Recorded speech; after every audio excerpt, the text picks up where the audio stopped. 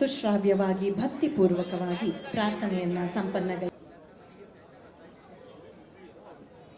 ಎಲ್ಲರಿಗೂ ನಾಡಹಬ್ಬ ದಸರಾಕ್ಕೆ ಶುಭ ಕೋರುತ್ತಾ ಇವತ್ತು ಕನ್ನಡ ಮತ್ತು ಸಂಸ್ಕೃತಿ ಇಲಾಖೆ ಮಹಾನಗರ ಪಾಲಿಕೆ ಶಿವಮೊಗ್ಗ ಇದರ ವತಿಯಿಂದ ನಮ್ಮೂರ ನಾಡಹಬ್ಬ ಶಿವಮೊಗ್ಗ ದಸರಾ 2024 ಆಚರಿಸ್ತಾ ಇದ್ದೀವಿ.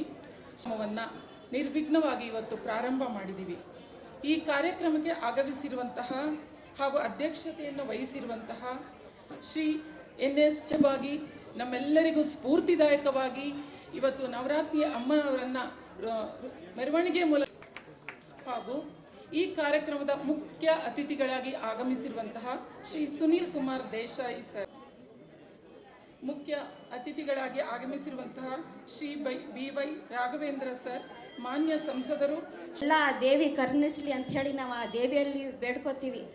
ಕೊನೆ 3 ದಿವಸ ಅದು ನಮ್ಮ ರಾಜಸಿಕ ಗುಣವನ್ನು ನಮ್ಮಲ್ಲಿ ನಾವು ಸರಸ್ವತಿ ದೇವಿ ಒಂದು ರೂಪಗಳನ್ನು ನಾವು ದೇವಿ ಮುಖಾಂತರ ನಾವು ಪೂಜಿಸ್ತೀವಿ. ಯಾಕಂದರೆ ನಮಗೆ ವಿದ್ಯೆ ಬುದ್ಧಿ ಎಲ್ಲ ಆ ದೇವಿ ಕರುಣಿಸ್ಲಿ ಅಂತ, ಇವೆಲ್ಲವನ್ನು ಆ ದೇವಿ ಕರುಣಿಸಿ ನಮ್ಮಲ್ಲಿ ಒಂದು ಏನೋ ಜಾಗೃತಿಯನ್ನು ಮೂಡಿಸಿ ಆ ವಿಜಯ ದೇವಿ ಎಲ್ಲೂ ಇಲ್ಲ, ನಮ್ಮ ಎಲ್ಲರಲ್ಲೂ ಇದ್ದಾಳೆ. ಆ ದೇವಿ ನಮ್ಮಲ್ಲಿ ನಾವೇ ಕಾಣ್ಕೋಬೇಕು ಅಂತ ಹೇಳಿ ಆ ದೇವಿ 9 ದಿವಸ ಇದರಲ್ಲಿ ಅಂಬರೀಷ್, ದೇವರಾಜ್ ಹಾಗೂ ವನಿತಾ ವಾಸು ಅವರ ಮುಖ್ಯ ಭೂಮಿಕೆಯ ಉತ್ಕರ್ಷಾಯ ಚಿತ್ರ ಅತ್ಯುತ್ತಮ ಸಂಕಲನಕ್ಕೆ ರಾಜ್ಯ ಪ್ರಶಸ್ತಿ ಇವರ ಮುಡಿಗೇರಿತು.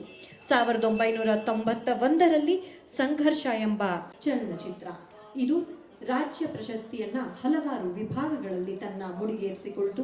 ಅತ್ಯುತ್ತಮ ಚಿತ್ರ, ಅತ್ಯುತ್ತಮ ಚಿತ್ರಕಥೆ.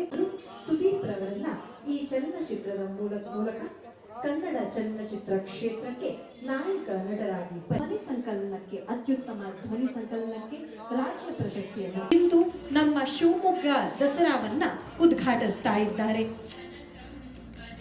ಹಾಗೆಯೇ ಬರೀ ಚಲನಚಿತ್ರವನ್ನ ನಿರ್ದೇಶಿಸಿದ್ದಲ್ಲದೆ ಕರ್ನಾಟಕ ರಾಜ್ಯ ಚಲನಚಿತ್ರ ಪ್ರಶಸ್ತಿಗೆ ಅಧ್ಯಕ್ಷರಾಗಿ ಚಲನಚಿತ್ರದಲ್ಲಿ ಏನೇ ಬಂದರೂ ಕೂಡ ಅದು ಸತ್ಯ ಶುದ್ಧ ಅಂತ ಹೇಳಿ ನಂಬುವಂತಹ ಪೀಳಿಗೆ ನಮ್ಮ ಯುವಕರದ್ದಾಗಿದೆ.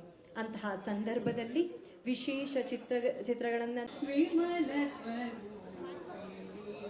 ಜಯ ಜಗನ್